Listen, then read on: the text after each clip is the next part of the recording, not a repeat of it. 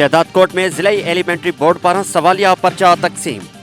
गुलजार चांडियो की रिपोर्ट मूजिब district elementary board ज़िलो कंबर शहदादकोट तरफ़ां सालियाने 2025 ईस्वी के इम्तिहानी सवालिया पेपरन की विर्चवारी तकरीब ज़िले एलिमेंट्री एजुकेशन ऑफिस कंबर में थी गुजरी, जैमें ज़िले भर में सरकारी स्कूलों के अमलदारन शिरकत कई। उन मौके ते अल्लाह बख्श सुमरोर ज़िले एजुकेशन ऑफिसर एलिमेंट्री ज़िलो कंबर शहदादकोट और Bashir Ahmed Chandio deputy district education officer class 4 खां क्लास 8 ताईं जा 61,000 स्कूली शागिर्दन शागिर्दन में 2.5 लाख सालियानी इम्तिहानी सवालिया पेपर विरहाई। उन मौके ते chairman district education officer elementary board ज़िलो कंबर शहदादकोट अल्लाह बख्श सुमरो जो चवणो हो 4 खां 8 क्लास ताईं जे 61,000 शागिर्दन में शागिर्दन में 2.5 लाख सालियाने इम्तिहानी पेपर एक जड़ाई पेपर DEO हेड मास्टरन